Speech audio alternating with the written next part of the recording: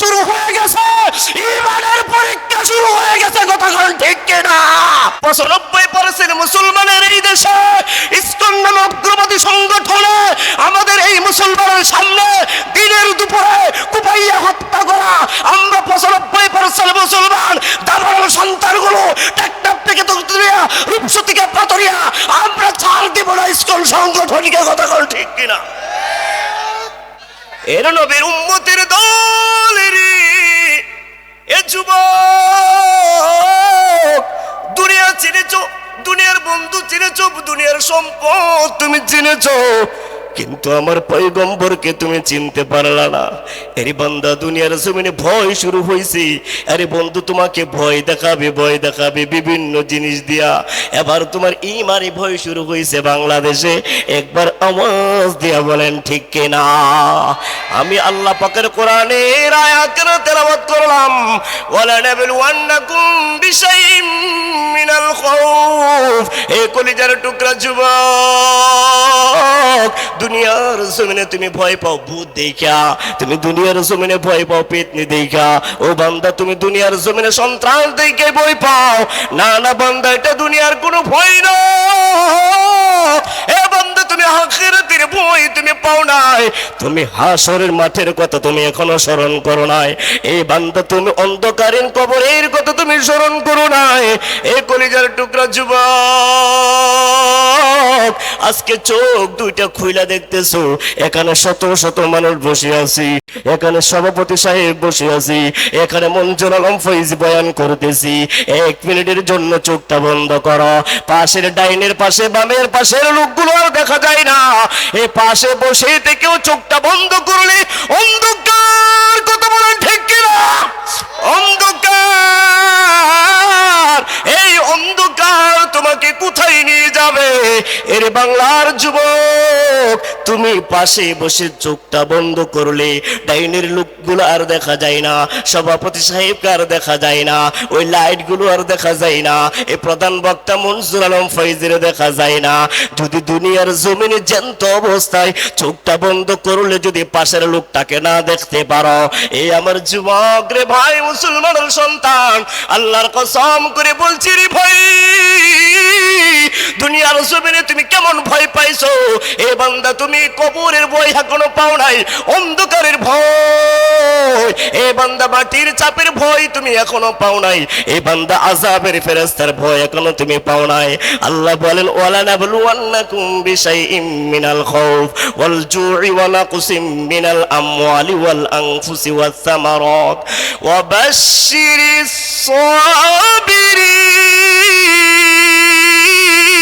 Saverin. এ যুবক,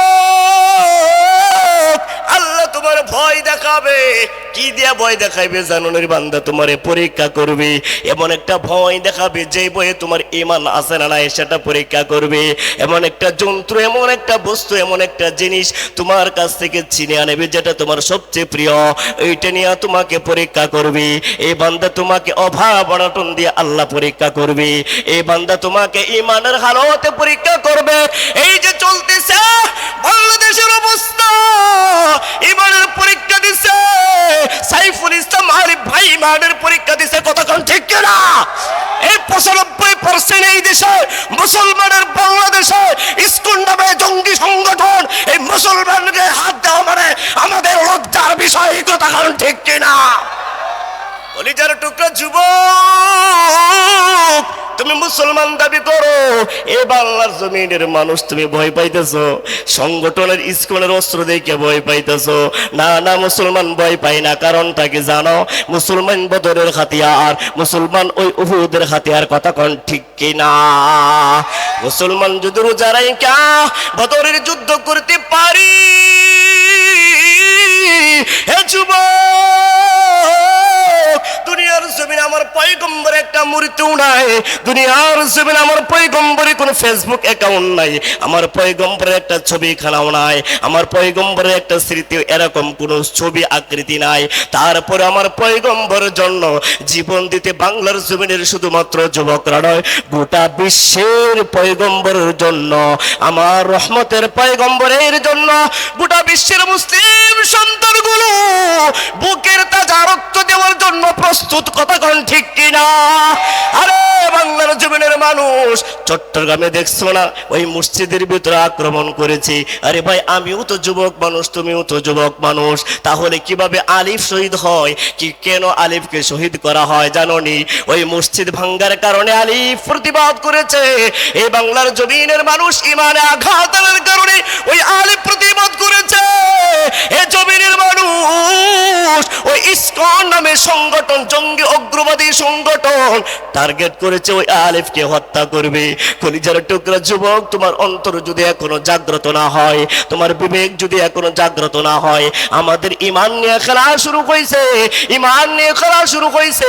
মহান রব্বুল আলামিন ঈমানি পরীক্ষা দেওয়া শুরু করেছে। আমার পয়গম্বর সরদারি দু আলম আখির নামদার তাজদারে মদিনা হুজুর আকরাম সাল্লাল্লাহু আলাইহি ওয়াসাল্লাম বলেন, এমন একটা জামানা, এমন একটা জামানা বন্ধু তোমরা পাইবা, যেই জামানার ভিতরে জ্বলন্ত কয়লার আগুন এক হাতে থাকবে আর এক হাতে ঈমানের পেয়ালা থাকবে। তোমার এত পরিমাণ কষ্ট হবে না, ওই জ্বলন্ত কয়লার আগুনের টুকরোটা তুমি হাতের ভিতরে রাখবে, এত পরিমাণ কষ্ট হবে না। যত পরিমাণ কষ্ট হবে তোমার ঈমানি পেয়ালাটা হাতে রাখবে।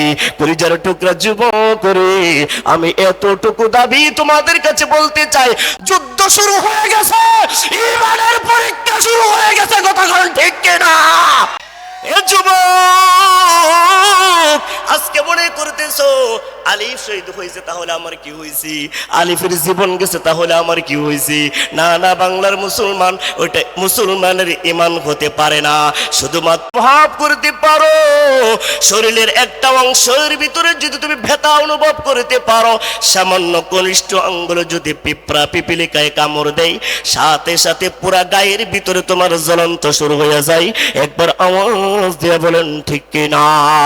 আর মুসলমানের ভাইকে ওই 95% মুসলমানের এই দেশে ইসকন নামক উগ্রবাদী সংগঠনে আমাদের এই মুসলমানের সামনে দিনের দুপুরে কুপাইয়া হত্যা করা, আমরা 95% মুসলমান দালাল সন্তানগুলো ট্যাকটাপ থেকে তুলিয়া রূপসতীকে পাতরিয়া আমরা ছাড় দিব না ইসকন সংগঠনকে, কথা বল ঠিক কিনা? এ যুবক, এটা তো সামান্য মাত্র পরীক্ষা রে ভাই। সাহাবায়ে কেরামরা কত পরীক্ষা করছে তুমি জানো না? বিভিন্ন কাফেররা আমার পয়গম্বর সরদারে দু আলমের আশিক আমার পয়গম্বর সাহাবীদেরকে কত পরিমাণ কষ্ট দিয়েছে। আরে ভাই তেল গরম করছে, তেল গরম করছে, সাহাবায়ে কেরামরা সামনে দাঁড়া করাইয়া এক একজনকে তেলের ভিতরে বালাইয়া ওই তেলের ভিতরে ফালাইয়া গলাইয়া কঙ্কালগুলো আরেক সাহাবারে দেখাইতেছে, ঈমান ছিরি দে না হই তার মতো তোর অবস্থা করে দিব। সাহাবায়ে কেরামরা হাইসা হাইসা বলে, রে ভাই, এ ভাই শুনো, বলে বাদশা তুমি শুনো, তুমি কি মনে করতেছো যে আমি তার মৃত্যু দেখে ভয় পাইতেছি? না না, ওই বাদশা তুমি জানো নি, তুমি তো দেখতেছো আমার বন্ধুটা তেলের ভিতরে পুরা কঙ্কাল হয়ে গেছে। না না, তুমি দেখতেছো কঙ্কাল হয়েছে, আমি কিন্তু কঙ্কাল দেখতেছি না। আমার বন্ধুটাকে ঈমানের জন্য, কালিমার জন্য তেলের ভিতরে ছাইরা দিছো, গরম তেলের ভিতরে, তপ্ত তেলের ভিতরে টকবক করতেছে আমার বন্ধুর কঙ্কাল, তুমি মনে করতেছো আমি ভয় পেয়ে গেছি? না না না না, আমি ভয় পাই না, আমি ভয় পাই না, আমি তো অনুভব করতেছি যে আমি চোখেই দেখতেছি আমার বন্ধু জান্নাতে টকবক করতেছি। এ যুবক, এই বাংলার জমিনে খড়িমানওয়ালা আছে। এর ভাই ভারতবর্ষের গঠনে একটু খুঁজে দেখো, প্রত্যেকটা ডালে ডালে আলেমদেরকে ফাঁসিতে ঝুলাইয়া মারছে, কিন্তু ইসলাম বিনিষ্ট করতে পারে নাই। আরে ভাই বাংলাদেশের অবস্থাটা খুঁজে দেখো, 15-16 বছরে কত আলেমদেরকে, নিরহ আলেমদেরকে জেলখানার ভিতরে কোনো অন্যায় নাই, কথা কোন ঠিক কিনা? আরে বন্ধু, জিনা করে নাই, অর্থ চুরি করে নাই, টাকা পয়সা চুরি করে নাই, উলঙ্গ কইরা আলেমদেরকে রাইখা দিছে। ওই মাওলানা রফিকুল ইসলাম মাদানী, আমার কি থানায় বাড়ি, ওই মাওলানা রফিকুল ইসলাম মাদানীর ঘটনা শুনলাম, ও ভাই যখন ঘটনাগুলা বলে অজস্রে কান্না শুরু করে দিলাম। আরে ভাই বলতে হয় না, মনে হইতেছে আমার জীবনটা ব্যর্থ হয়ে গেছি। এই রফিকুল ইসলাম মাদানী বলতেছে, ভাই আমার, আমাকে দেওয়া হয় ডিবি কার্যালয়ের অফিসে, আমার অপরাধকে আমি জানলাম না রে ভাই,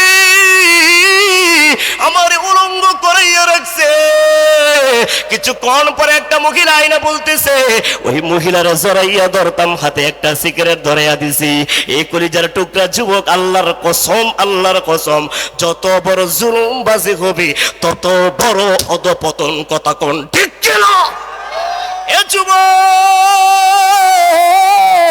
ঈমানের উপরে যে আঘাত করবে, ইসলামের উপরে যে আঘাত করবে, আল্লাহর কসম টেকটাপ থেকে তেতুলিয়া এই মুসলমানের বাচ্চারা কখনো তাদেরকে ছাড় দিব না। এই জামানোর শেষ পর্যন্ত একটা দল আল্লাহর জমিনে কাজ করবে আল্লাহর জন্য। কথা কোন ঠিক? আমার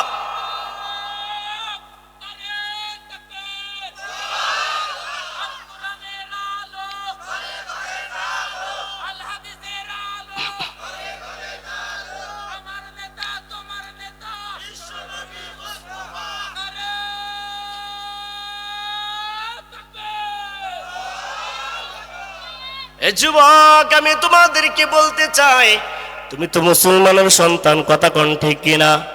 আরে ভাই, তুমি তো মুসলমানের সন্তান, আওয়াজ দিয়ে বলেন ঠিক কিনা?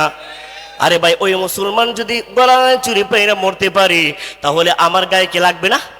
আরে ভাই, আমার ভাইকে গায়ে কি লাগবে না? আরে তুমি জানো নি, যারা ফেসবুক চালাও, সন্তানটা বলতেছে আমার বাবা কেন এখন চকলেট নিয়ে আসে না? 3 বছরের বাচ্চারা বলতেছে, দাদু অনানো, আমার বাবা কেন শহর থেকে চকলেট নিয়ে আসে না? এই সন্তানের কাকুতিরে কি তোমার অন্তরে জায়গা তোলে না রে ভাই? এখনো তুমি মুসলমানের সন্তান দাবি করো, কিন্তু আবার এই ঈমানের হালতের অবস্থাটা তুমি চিন্তা করতে পারলা না। আরে ভাই, তুমি ঠিকই ফেসবুক চালাইতেছ, কিন্তু তুমি কেন আলিফরে মারছে সেটাই তুমি জানো না, অথচ তুমি মুসলমানের সন্তান।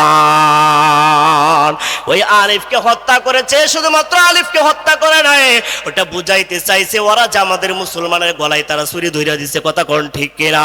এই জন্য প্রত্যেকটা জায়গা থেকে আমরা হিন্দু সম্প্রদায়ের উপর কোনো উস্কানি নয়, আমরা হিন্দু সম্প্রদায়ের প্রতি কোনো আক্রোশ নয়, ওই হিন্দু সম্প্রদায়ের ভিতরে ইসকন নামে জঙ্গি সংগঠনকে বাংলাদেশ থেকে নিষিদ্ধ করতে হবে অথলম্বে। কথা কোন ঠিক কিনা? এটা আমাদের মুসলমানের দাবি। আর যদি আমরা যতক্ষণ পর্যন্ত চেষ্টা করব ওই আইনের প্রতি শ্রদ্ধা রেখে, ওই আইনের প্রতি ভালোবাসা রেখে, অন্তর্বর্তীকালীন সরকারের কাছে উদারত আহ্বান, এই যে 95% মুসলমানের এই দেশে যুবকদের মনে কষ্ট দিয়েন না। এই তারা যারা হত্যা করেছে, আমার আলিফ ভাইকে শহীদ করেছে, ওদের বিচার আমাদের প্রত্যেকটা মুসলমানের সন্তান দেখতে চায়। কথা কোন ঠিক কিনা? আর যদি এই 24 ঘন্টার ভিতরে যদি ওই আলিফ শহীদ ভাইয়ের হত্যার বিচার না করা হয়, ওই ইসকনকে নিষিদ্ধ করা না হয়, মুসলমানের সন্তান ঘরে বসে থাকবে না, থাকবে না, থাকবে না। কথা কোন ঠিক কিনা? এ যুবক, হয়তো তোমাদের কাছে খারাপ লাগতেছে, অনেকে এখন শুরু করে দিব হুজুর রাজনীতি আলাপ শুরু করছি। কথা কোন ঠিক কিনা? আরে ভাই, তোর ভিতরে যদি সামান্য পরিমাণ, যারা পরিমাণ যদি এই বক্তব্যের উপর তোমার যদি কষ্ট লাগে, তুমি একটা স্কুলের সদস্য। এই কথা কোন ঠিক কিনা? তুমি মুসলমানের সন্তান হইয়া যদি ওই আলিফ ভাইয়ের মৃত্যু যদি তোমাকে কষ্ট না দেয়, এখন তোমার দলের দিকে টাই না, রাজনীতির দিকে টাই না, তুমি যদি এটাকে তোমার মনোভূমির ভিতরে কষ্ট নাও, আমি বলতে চাও তুমি একটা মদতগার ইসকনের। কথা কোন ঠিক কিনা? এই বাংলার জমিনের মুসলমান, তোমাকে এটাইতে বুঝাইতে চাইলাম, ঈমান এত সহজ ভাবে আসে নাই রে ভাই। আজকে তুমি টুপি মাথায় দিছো, আজকে তুমি পাগড়ি মাথায় দিছো, জুব্বা মাথা জুব্বা গায়ে দিলা, এটা ভাই তুমি তো মনে করছো ইমানটা মনে হয় একেবারে কচু পাতার পানি। না না বান্দা, না না, আল্লাহর কসম করে বলছি, এই দেশটা স্বাধীন করতে, এই দেশটা দ্বিতীয়বার আবার স্বাধীন করতে 2000 ছাত্র জীবন দিতে হয়েছে। কথা কোন ঠিক কিনা? এই বাংলার জমিনের মানুষ শুনে রাখো, এক সাগরের রক্তের বিনিময়ে যদি আমার বাংলাদেশ খরিদ করা হয়, এক সাগর রক্তের বিনিময়ে যদি বাংলাদেশ স্বাধীন করা হয়, তাহলে জেনে রাখো আমার ইসলাম স্বাধীন করতে 1 সাগর নয়, 2 সাগর নয়, এরকম হাজার হাজার সাগরের রক্তের বিনিময়ে ইসলাম স্বাধীন হয়েছে। কথা কোন ঠিক কিনা? তুমি তো ভাবতেছো বাংলাদেশটা স্বাধীন হয়েছে 1 সাগরের রক্তের বিনিময়ে গান গায়। কথা কোন ঠিক কিনা? কিন্তু বান্দা, তুমি ইসলামের ইতিহাস জানো না। আরে ভাই আমার পয়গম্বরের সরদারে দু আলম এমন পয়গম্বর যার শরীর মুবারকে একটা মশা পর্যন্ত বসা হারাম ছিল রে ভাই। এই পয়গম্বরকে তায়েফের ময়দানে এই কালিমার দাওয়াত নিয়ে গেছে, ইমানের দাওয়াত নিয়ে গেছে, কথা কোন ঠিক কিনা? এবার কালিমার দাওয়াত দিতেছে ওই তায়েফের বাচ্চারা, ওই তায়েফের কাফের গুলো তাদের বাচ্চাদেরকে আমার পয়গম্বরকে পাগল বলে আখ্যায়িত করলো। আমার পয়গম্বরের পিছনে ওই বাচ্চাগুলো লেলিয়ে দিছে, বলে পাগল, বলে ইঠা মার। এবার ডিল মারতেছে, আমার পয়গম্বর গায়ে পাথর মারতেছে, আমার পয়গম্বরে পাথর মারছি। আমার পয়গম্বরে গা মুবারক থেকে রক্ত জোর জোর করে শরীর থেকে আস্তে আস্তে বেয়ে বেয়ে পড়তেছে। আমার পয়গম্বরের শরীর মুবারক রক্ত রঞ্জিত হয়ে গেছে, আমার পয়গম্বরের জুতা মুবারক লাল হয়ে গেছে। এই জমিনের রক্ত যদি, আমার পয়গম্বরের রক্ত যদি জমিনের ভিতরে পড়তো, একটু বিন্দু পরিমাণ রক্ত যদি আমার পয়গম্বরের শরীর থেকে মাটির জমিনে পড়ে যাইতো, আল্লাহর কসম এই জমিন আল্লাহর রাখতো না, সেকেন্ডের ভিতরে ধ্বংস করে দিত। এই জন্য আমার পয়গম্বর সরদার দু আলম আখির নামদার তাজেদার মদিনা হুজুর আকরাম সাল্লাল্লাহু আলাইহি ওয়াসাল্লাম, আমার পয়গম্বর, আমার দয়ার নবী, আমার মায়ার নবী, আমার পয়গম্বর রক্ত মুবারক শরীরের ভিতরে মুছতেছি। এই মুহূর্তে আমার আল্লাহ, আমার দয়ার মালিক ফেরেশতা পাঠিয়ে দিছে। এবার ফেরেশতা আয়েশা আমার পয়গম্বরকে বলতেছে, নবী গো, আপনি যদি একবার অর্ডার করেন ওই কাফের গুলাকে সাথে সাথে ধ্বংস করে দিব, ওই তায়েফের দুইটা পাহাড়কে এমন ভাবে চাপ দিব সাথে সাথে ধ্বংস হয়ে যাবে। ও নবী, আপনার গায়ে আঘাত করা তাদের কোনো অনুমতি নাই, আপনার গায়ে আঘাত করার মতো এত বড় দুঃসাহস, আপনি শুধু একবার অর্ডার দেন। আমার আল্লাহ আমারে পাঠাইছে আপনার সাথে কথা বলার জন্য, আপনি যদি একবার অর্ডার দেন নবী, আল্লাহর জাতের কসম দুইটা পাহাড়কে এমন ভাবে চাপা দিব গোটা তায়েফবাসী ধ্বংস হয়ে যাবে। আমার পয়গম্বর বলল, না না ফেরেশতা না, তাদেরকে হত্যা করা যাবে না। কেন কেন জানুনি? হয়তোবা আজকে তারা ঈমান গ্রহণ করতে পারে নাই, হয়তোবা তারা আজকে কালিমা গ্রহণ করতে পারে নাই, হয়তোবা তারা আজকে আমাকে চিনতে পারে নাই, কিন্তু কোনো একটা বংশ তাদের থেকে আসবে, কোন একটা বংশ এই দুনিয়ার জমিনে আসবে যারা কোরআনটাকে শুনতে পারবে, যারা কোরআনটাকে চিনতে পারবে, আমি পয়গম্বরকে চিনতে পারবে, আল্লাহর দ্বীনকে চিনতে পারবে। একবার আওয়াজ দিয়া বলি আল্লাহু আকবার। আমার পয়গম্বর দেখতে বলতেছে, ফেরেশতা শুনে রাখো, আমার আল্লাহ দুনিয়ার জমিনে আমাকে কাউকে হত্যা করার জন্য পাঠায় নাই, যা আমি অনুমতি দেব তুমি হত্যা করে ফেলবে, এই জন্য আমার আল্লাহ আমারে পাঠায় নাই। আমার আল্লাহ আমারে দুনিয়ার জমিনে পাঠাইছে। ওয়ামা আরসালনাকা ইল্লা রাহমাতাল লিল আলামিন। ইমামুল আইয়ামিনাল আখিরিন বহরে সাদাকা রাহমাতাল লিল আলামিন সুবহাজুদাস রাহমাতাল লিল আলামিন মসজিদে রুশুদ গামারু এ জমিন সাইয়্যিদুল কাওনাইন খাতমুল মুরসালিন আখিরামদ বুদ ফখরুল আউয়ালিন। পাইলে নিরা লাই গো নবী, পাইলে নিরা লাই, পাইলে নিরা লাই গো নবী, পাইলে নিরা লাই। দুই কদমে চুমু খাবো, দুই কদমে চুমু খাবো, চরণ ধুলি মাখবো গাই। পাইলে নিরা লাই গো নবী, পাইলে নিরা লাই, পাইলে নিরা লাই গো নবী, পাইলে নিরা লাই। একবার আওয়াজ দেয়া বলি মারহাবা। এ যুবক, হে রাজশাহী দুর্গাপুরের যুবক, এ বন্ধু তোমাদের পা দুইটা বাড়াইয়া দেন, আমার পয়গম্বরের ভালোবাসাটাও অর্জন করে নে, আমার পয়গম্বরের আদর্শবান হয়ে যাও, আমার পয়গম্বরের সুন্নতটা তুমি পালন করে যাও। এ বান্দা তুমি জানো নি আমার পয়গম্বর তো দয়ার নবী, মায়ের নবী। তুমি 25 বছর হয়েছে তুমি আমার পয়গম্বরকে চিনতে পারো না। আমার 25 বছর 30 বছর হয়েছে আমার পয়গম্বরকে তুমি চিনতে পারো না, কিন্তু আমার পয়গম্বরকে জঙ্গলার হরিণে চিনেছি, আমার পয়গম্বরকে উস্তলে হান্নানে চিনেছি, আমার পয়গম্বরকে উহুদে পাহাড় চিনেছি, আমার পয়গম্বরকে আসমান জমিন চিনেছি। এ যুবক, কিন্তু তুমি চিনতে পারলে না, কারণটা কি জানুনি?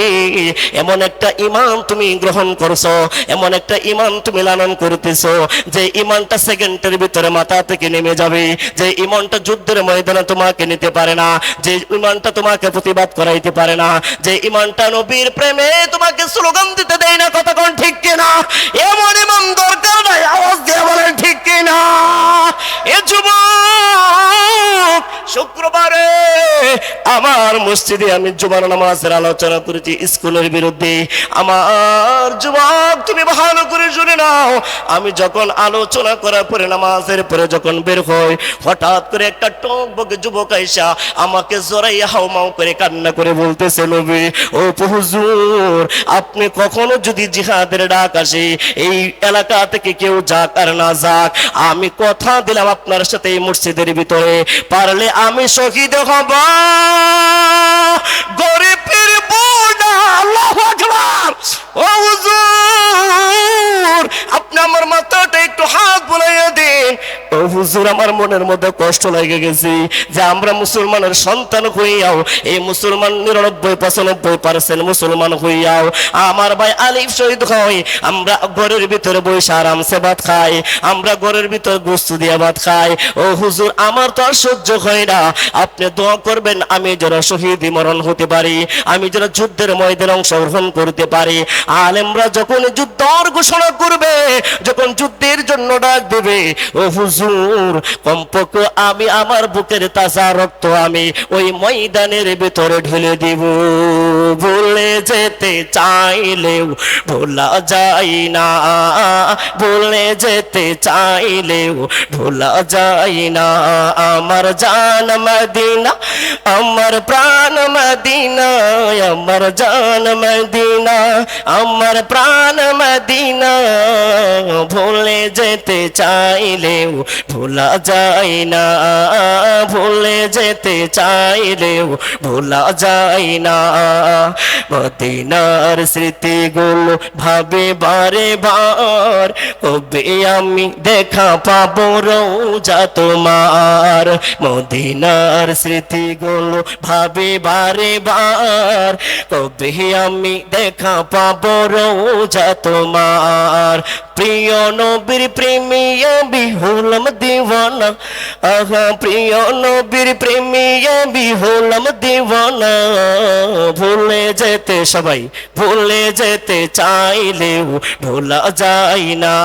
সবাই আওয়াজ করে, ভুলে যেতে চাইলেও ভোলা যায় না।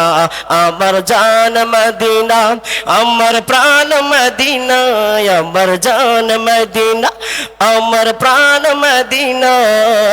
ভুলে যেতে চাইলেও ভোলা যায় না, ভুলে যেতে চাইলেও ভোলা যায় না। বদর আছে, খন্দক আছে, উহুদের পাহাড়, নবীর লাগে এই অধমের ব্যথার পাহাড়। বদর আছে, খন্দক আছে, উহুদের পাহাড়, নবীর লাগে এই যুবকদের ব্যথার পাহাড়। একবার আওয়াজ দেয়া বলেন ঠিক কিনা? মদিনাতে যাবো আমি এটাই বাসনা, আহা মদিনাতে যাবো আমি এটাই বাসনা। ভুলে যেতে চাইলেও ভোলা যায় না, ভুলে যেতে চাইলেও ভোলা যায় না। কথা বলেন ঠিক কিনা? আমার বাংলার মুসলমানের সন্তান, এ যুবক, দুনিয়া দুনিয়ার জমিনে হায়াত জিন্দেগি শেষ। এই যে তোমাকে প্রথমে বললাম একটু চোখ বন্ধ কইরা দেখো, দুনিয়ার জমিনে কাউরে দেখা যায় না। এবার 1 মিনিটের জন্য চোখটা বন্ধ কইরা মনে মনে একটু অনুভূতি ফিল করো যে আমার রূহটা আমার জীবন থেকে চইলা গেছে, আমার আত্মাটা চইলা গেছে। এখন তুমি দুনিয়ার জমিনে দেখছো একটা মানুষ মারা গেলে তাকে কি করা হয়। এবার তোমার নিজের জীবনটাকে তুমি ফিল করতে থাকো যে আমার রূহটা চইলা যাওয়ার পরে এবার আমার ভাই আমার জন্য কি করবে, আমার বোন আমার জন্য কি করবে, আমার মাতা পিতা আমার জন্য কি করবে। আরে ভাই আপন বাবা মা বলবে চাচা ডাইকে নিয়ে তোর চাচা তো বাইরে, তোর ভাইটা দুনিয়ার জমিন থেকে চলে গেছে, এখানে একটা বাঁশের জার আছে, বাঁশ কাটে নিয়া। এবার বাবা বলবে তাড়াতাড়ি যা গরম পানি কর। এবার ভাই বলবে তাড়াতাড়ি কোদাল টানে কোরাল টানে, এবার খুন্তি টানে কবর খনন করা লাগবে। এই ভাই তুমি একটু মন দিয়ে একটু অনুভব করো যে তুমি দুনিয়ার জমিন থেকে বিদায় হয়ে গেছো। এবার তোমার নিয়ে তারা কি টেনশন করতেছে। এই বান্দা না না না, তোমার হাজার হাজার কোটি টাকার মালিক, তোমার 10টা 5টা বাড়ি, তোমার অনেক জমির মালিক, একটা মা একটা বাবা একটা বোন একটা ভাই আত্মীয় স্বজন বন্ধু বান্ধব, কেউ তোমাকে এই ফ্যাক্টরি আর হিসাব দিবে না, কেউ আর জমিনের হিসাব দিবে না। এরম গরম পানির জলে তোমার বাসাইয়া দিবে, আরে কুসকুস সাবান দিয়ে তোমার শেষ বিদায় দিবে। এই বান্দা জানুনি। এবার তুমি চিন্তা করবা কোন কাপড় তোমার গায়ে লাগাইবি। এবার তোমার গায়ের ভিতরে 4000 টাকা দেবার প্যান্ট পরছো, এবার 3000 টাকা দেবার কোট পরলা। এবার অনুভব করতে থাকো ওই কোট গুলা কিভাবে তোমাকে খুলবে, এবার ওই কোট গুলা খুইলা কেমন দামের কাপড় তোমার গায়ে লাগাইবি, এবার কোন রঙের কাপড়টা লাগাইবি। এবার সাদা কাপড়টা তোমার গায়ের ভিতরে লাগাইবি। এই বান্দা সাদা কাপড়টা লাগাইবি, তোমাকে গোসল করাইবি। কলিজার টুকরা যুবক, মসজিদের শেষ পালকিটা তোমার জন্য আনা হবে। ওই পালকিটার ভিতরে কোনো চামিয়ানা থাকবে না, ওই পালকিটার ভিতরে কোনো চাদর থাকবে না, ওই পালকিটার ভিতরে তোমার লাশটা শয়ন করবে।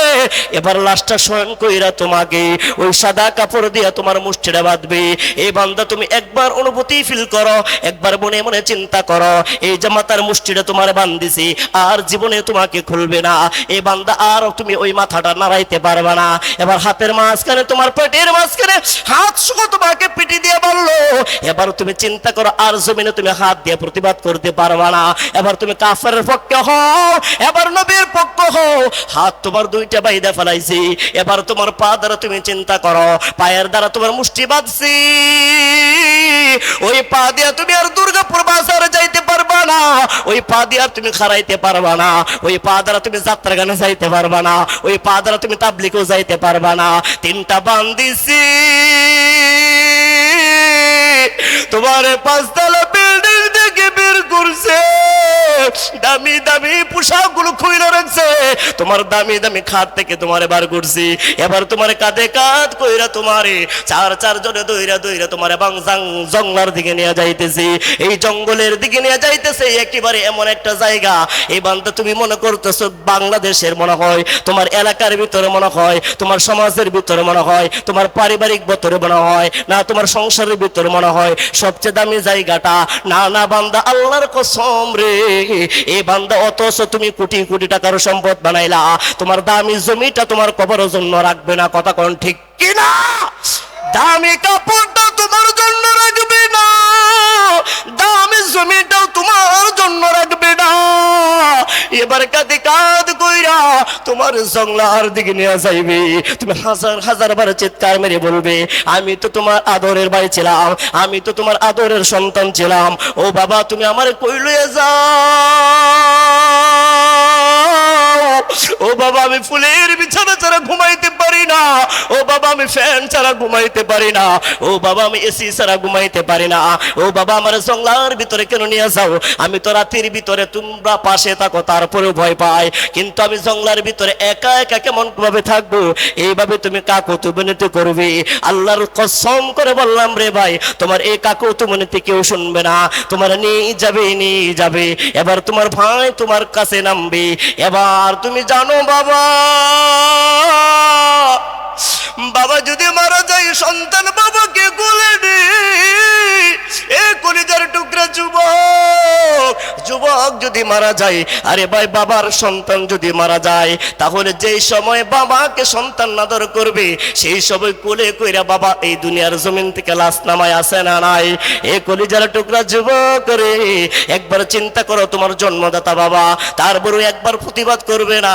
আমার সন্তানটারে কেন 3.5 হাত মাটির নিচে নামাইতেছ? আমার সন্তানটারে ছোটবেলা আমি ওই কমলার রস খাওয়াই বড় করছি, আমি আপেল খাওয়াই বড় করছি, আমি নিজে না খাই আমার সন্তানটারে বড় করছি, কেন আমার সন্তানটারে তুমি কবরের ভিতরে রাখতেছো? আমার সন্তানটারে তুমি কবরের ভিতরে রাখো না। না না না না, তোমার বাবা তোমাকে আরো আদর করে মোহাব্বত করে শেষ বিদায়টা দেওয়ার জন্য, ও বাবা তোমার সন্তান তোমাকে শেষ বিদায়টা দেওয়ার জন্য কবরে নাইমা যাবে। এবার কবরে নাইমা বলবে বাবার লাশটা দাও।